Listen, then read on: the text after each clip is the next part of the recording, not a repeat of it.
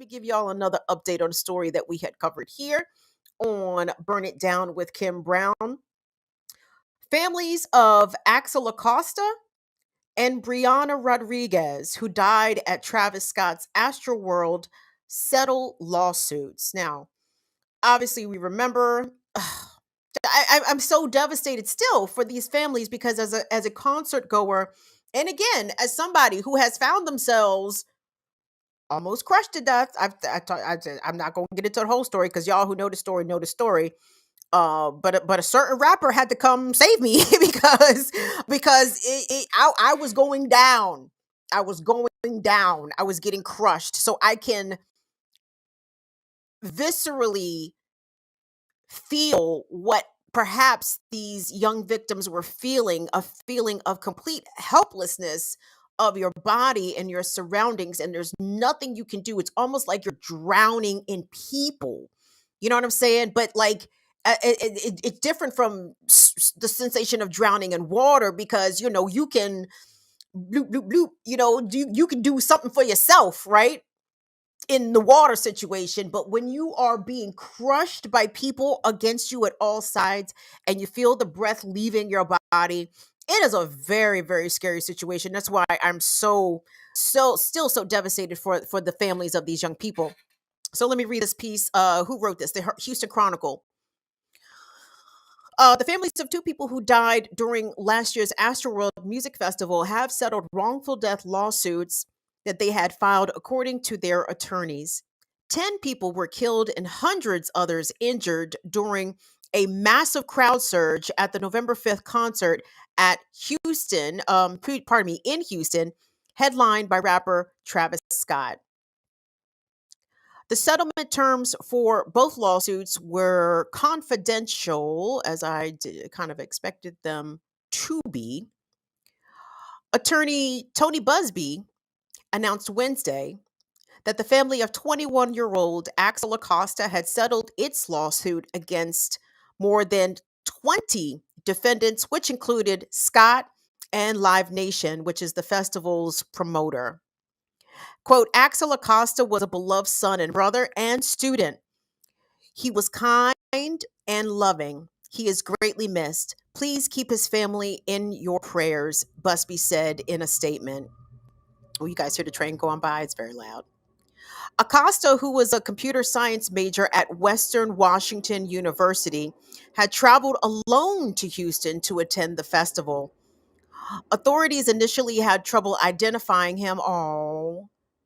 And released a photo of him seeking the public's help. Man, that just hit me even a little bit deeper because I too used to go to concerts alone.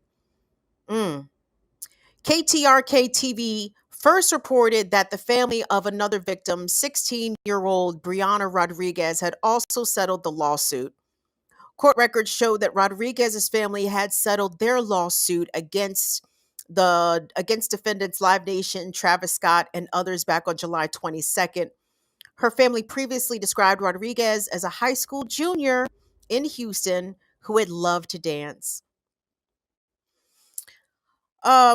Quote, Brianna Rodriguez was deeply loved and is terribly missed by her parents, her entire and extended family and her friends, and by her peers at Heights High School. Brianna's memory will forever live within those whose lives she touched through the nonprofit organization Dancing Through Bree, which has been created to provide scholarships to college-bound dancers. Oh, that's good. This is according to Rodriguez family. They said in a statement on Thursday. Here's what Travis Scott said. So Ted Anastasiou, who is the spokesperson for Travis Scott, said in a statement Thursday that no member of the rapper's legal team has participated in any settlements discussions. Okay, what's the fuck even point of saying that? Attorneys with Live Nation, who is the world's biggest concert promoter, did not immediately return emails seeking comment on Thursday.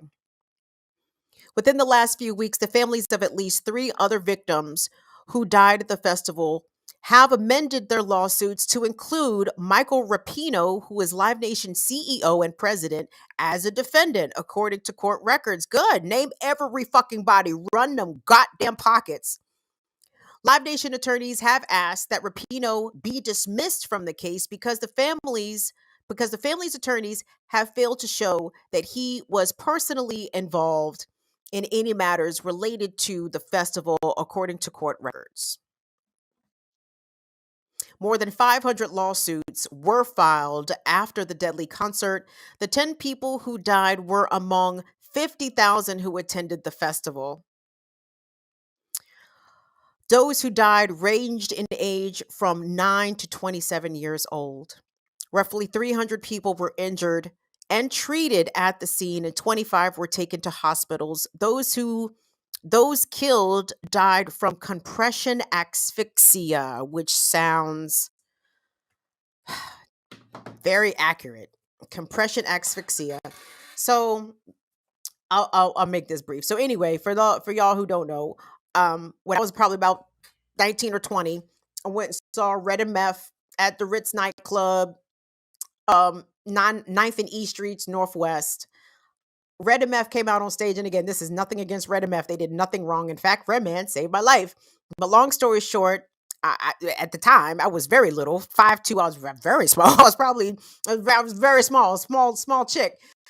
And they came out, and these niggas just started erupting around me. Like, it was elbows, it was Justin's, and these men did not even notice me. I was going down. Like, I said, I'm about to fall on the floor because I cannot catch my breath, and these niggas are going to trample me to death. That's it. And lo and behold, here comes Superman Lover. Superman, flying down the air for me. Redman reached out, grabbed me out the crowd, picked me up, carried me off stage, took me to a security guard who took me outside so I could catch my breath, gave me some water. They would not let me back in the club. Of course, I was trying to get back in there to see Red and Meth, but I said, you know what? Maybe I'll just go home. maybe I will just go home. So we still want to send definitely our thoughts, prayers, and condolences to the families who still lost victims, who lost loved ones at the AstroWorld Festival. And big up to Brianna Rodriguez's family for creating a nonprofit to give college-bound dancers scholarships in Brianna's name. That was really touching.